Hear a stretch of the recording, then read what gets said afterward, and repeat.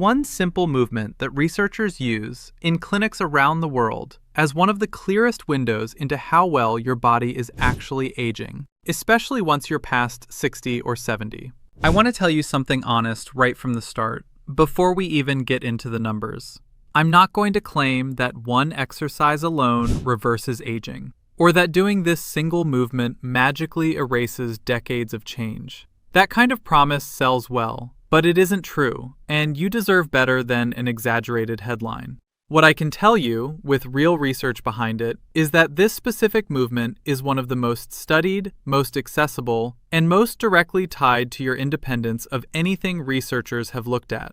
And a few minutes a day spent on it produces measurable results in a matter of weeks. I'm with Health Insight, and today I want to walk you through exactly why this one movement carries so much weight in the research, what the actual numbers say about where you stand, and how a few minutes a day, consistently, can move that number in your favor. I think it's worth pausing for a moment on why this particular topic deserves its own video at all, instead of getting folded into a generic "exercise more" message. Most general fitness advice for older adults gets delivered as vague encouragement. Stay active, move your body, don't sit too much. All true, but none of it gives you anything concrete to measure yourself against. What makes today's topic different is that it comes with an actual number, a specific clinical threshold, and a specific, studied amount of time required to meaningfully move that number. That's a rare combination of simplicity and precision in this entire area of health advice. Before we get into it, drop your age in the comments, and try this right now if you're able to safely.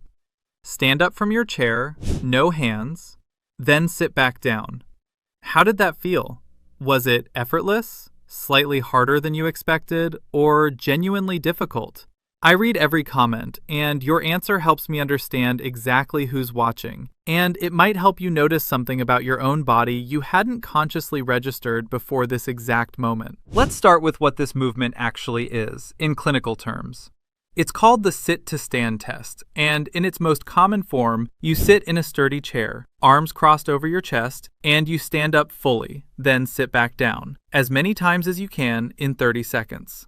Researchers and physical therapists use it constantly because it's simple to set up, doesn't require trained medical staff to administer, and works in almost any space. There's actually more than one version used in research. Some studies use a 5-repetition version, simply timing how long it takes to complete 5 full stands. Others use the 30-second version, counting how many repetitions you can complete in that window. Both versions track closely with each other, and both have been validated repeatedly as a fast, low-cost stand-in for full laboratory measurements of leg strength. The kind that would otherwise require expensive equipment most people will never have access to outside of a research lab. Researchers have also studied this movement closely enough to break it down into its individual phases.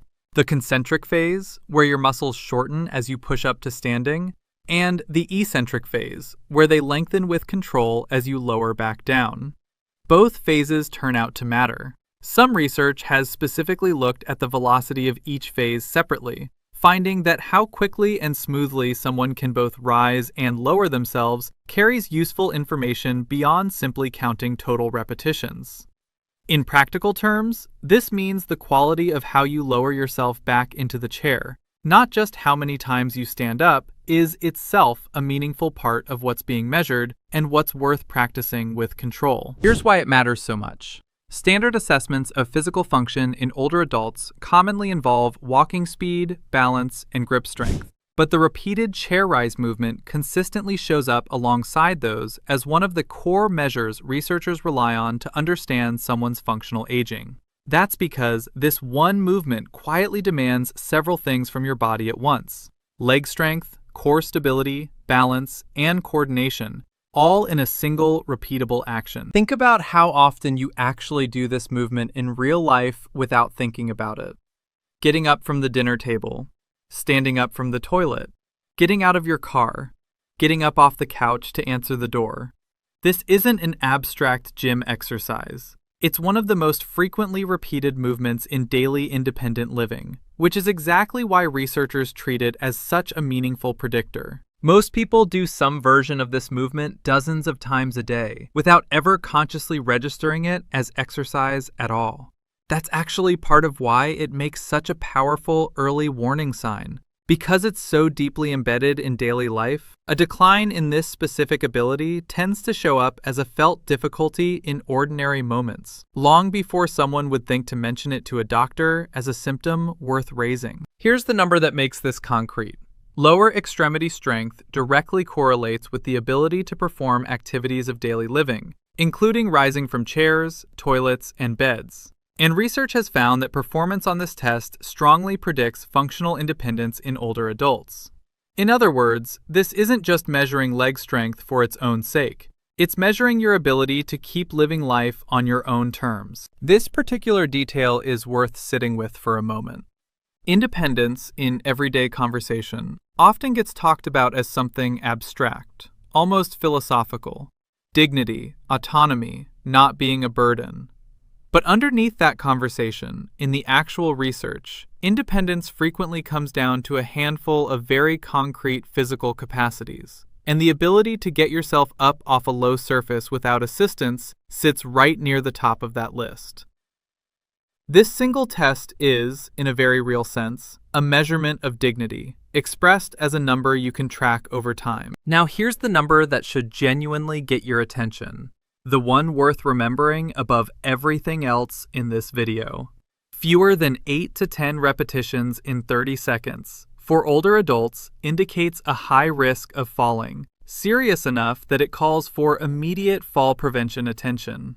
And if you can't perform the test at all without using your arms for support, that's considered a sign of significant functional limitation and elevated risk of losing your independence altogether. It's also worth knowing that this test gets used in other ways beyond just fall risk screening on its own. Researchers and clinicians sometimes use it to track recovery after surgery, comparing a person's score before a procedure to their score afterward, as a way of confirming whether rehabilitation is genuinely on track. A score that drops significantly below someone's own pre-surgery baseline can be an early flag for surgical complications or insufficient rehabilitation, long before that person might otherwise notice or mention anything feeling wrong. It even gets paired, in some clinical settings, with other simple measures like how fast someone walks a short distance or how long they can stand on one leg, building a fuller picture of physical readiness without requiring anything beyond a stopwatch and a chair. Pause on that for a second.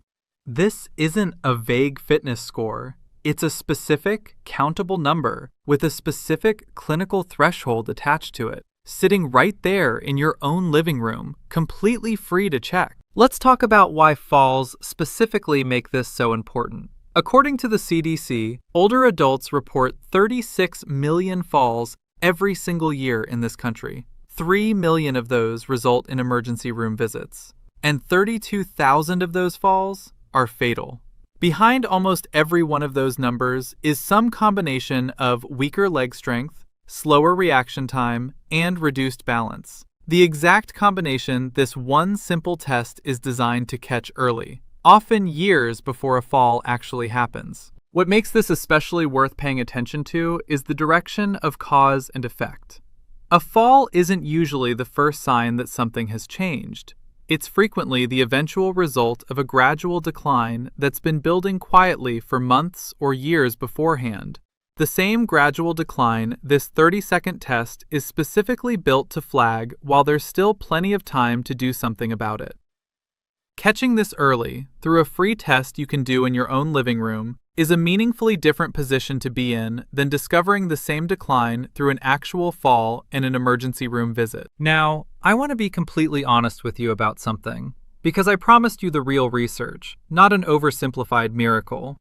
I don't want to tell you that one single exercise, done in isolation, will undo decades of physical change all by itself. That wouldn't be accurate, and you deserve better than an exaggerated claim.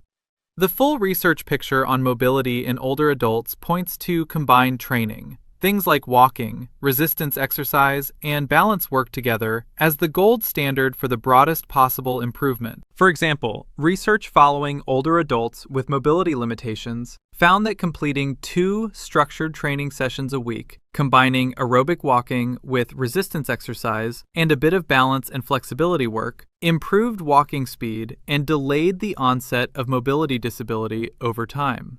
That's the complete ideal picture researchers point to when they're designing a comprehensive program from scratch. Separately, systematic reviews looking specifically at combining aerobic exercise with resistance training have found meaningful, significant improvements across an impressively wide range of physical measures in older adults.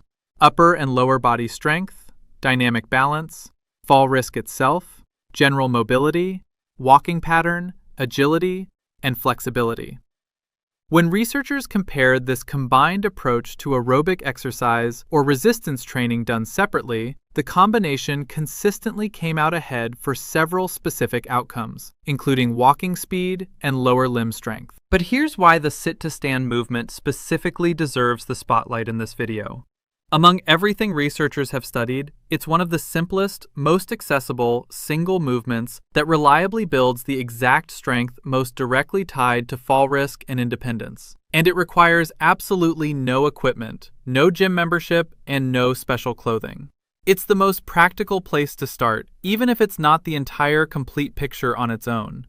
Think of it less as the only tool you'll ever need, and more as the single most useful first tool to pick up. The one most likely to get you moving toward everything else. Here's the part of this video I most want you to walk away remembering. A research-backed program using just this kind of functional strength training for only 4 minutes a day over 12 weeks produced real, measurable change. Participants improved by an average of 4.2 additional chair stands in the 30-second test, improved their 5 times sit-to-stand time by about 2.3 seconds, and improved their single-leg balance time by roughly 3.6 seconds. That's a meaningful, clinically tracked improvement from a program that took 4 minutes a day. To put those numbers in perspective, going from struggling to complete 7 or 8 chair stands up to 11 or 12 in that same 30-second window isn't a small shift.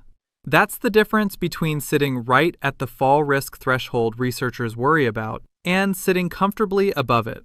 And the study participants weren't doing hours of grueling gym work to get there. They were doing 4 minutes of simple, structured movement consistently, day after day, for about 3 months. No special diet changes, no expensive supplements, no dramatic lifestyle overhaul, just one short, repeatable movement practiced with consistency long enough for the body's own adaptive systems to respond. 4 minutes is shorter than it takes to brew a cup of coffee.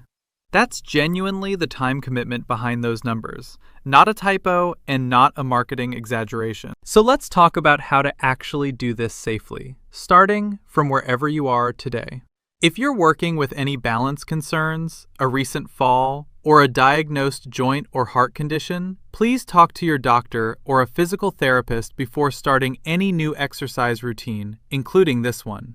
They can tell you specifically what's appropriate for your situation. For most people starting out, here's the safe version. Use a sturdy chair without wheels, ideally with a wall or a heavy piece of furniture nearby for extra support if you need it.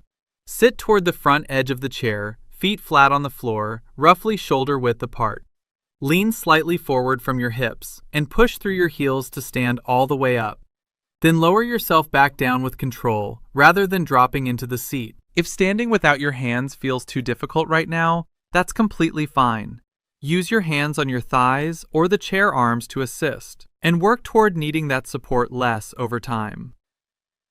There's no rush here, and no version of this where using your hands at the beginning counts as doing it wrong. It's simply where you're starting from today, and today's starting point is exactly what tomorrow's progress gets measured against. Pay attention to your breathing as you go. A common mistake is holding your breath through the effort of standing up, which can spike your blood pressure briefly and occasionally cause lightheadedness, especially the first few times. Try exhaling gently as you push up to standing and breathing normally as you lower back down. Posture matters too, more than people typically expect from such a simple movement. Keep your back relatively straight rather than rounding forward excessively, and let the leaning motion come from your hips rather than your spine.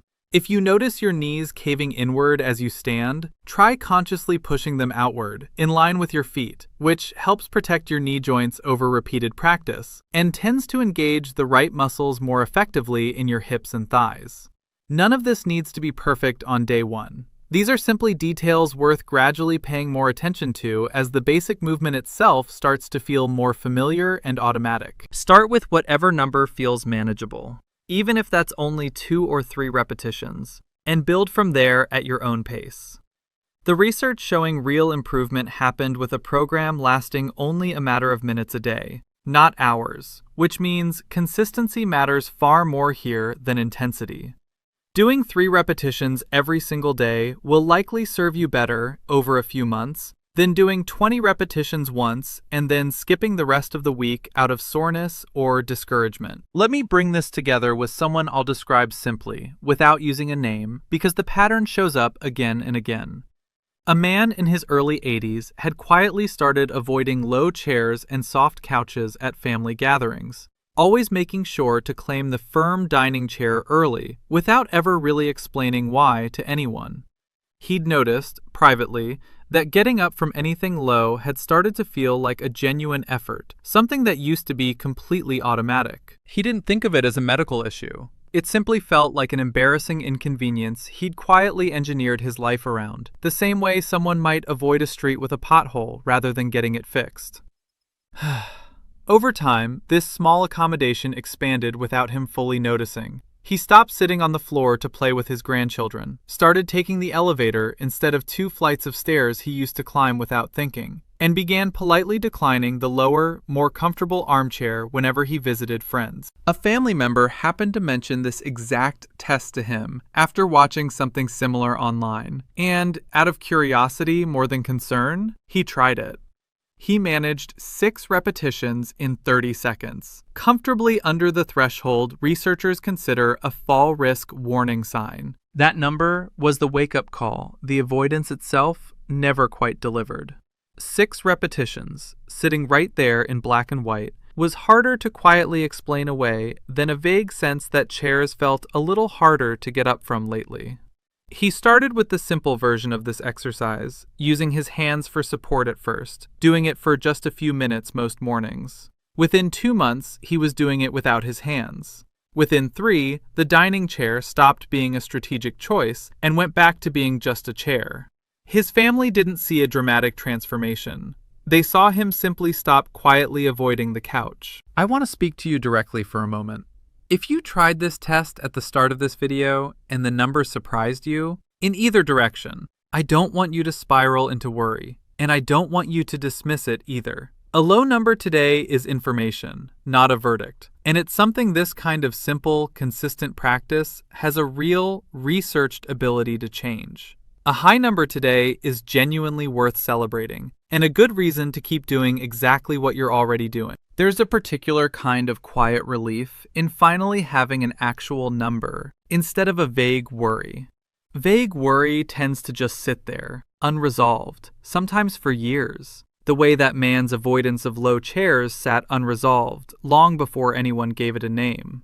A specific number, even an unwelcome one, comes with something a vague feeling never does. A clear, researched path forward, and a clear way to measure whether that path is actually working. This works the same way in the other direction, too. If your number came back strong, that's not luck, and it's not something to take for granted indefinitely without continued effort. It's the visible result of whatever you've already been doing right, whether that's regular walks, an active lifestyle, gardening, dancing, or simply never having let yourself become sedentary. Naming that clearly, with an actual number behind it, is its own kind of validation, the same way the number itself becomes a kind of validation for someone starting from a harder place. So here's what I'd like you to do this week. If it's safe for you, do the 30-second test once, just to get your honest starting number. Then pick a small, manageable number of repetitions, sit to stand, to practice most days, building up gradually rather than pushing for a dramatic jump all at once. Check back on the full 30-second test again in about a month and see what's changed. 1 month feels short while you're in it, but it's actually a meaningful window for this specific kind of change. Strength and coordination improvements from consistent practice like this often become noticeable well before 3 full months have passed, which means a 1-month check-in is genuinely long enough to start seeing early movement in the right direction, while still being short enough that you won't lose track of where you started or why you started in the first place. Now I want to hear from you. What was your number when you tried it? Tell me in the comments, and tell me your age. Someone reading through these comments tomorrow, maybe feeling exactly like that man quietly claiming the dining chair, might need to see your honest number and realize they're not the only ones starting from exactly where they are, wherever that happens to be today. And if this video got you curious about which other simple daily habits actually move the needle on aging well, there's a related video I think you'll want to watch next. About 6 specific things researchers have linked to people who are functioning remarkably well into their 80s. Things that go well beyond just physical strength alone. I'll break that down for you in the next video. I'll see you there.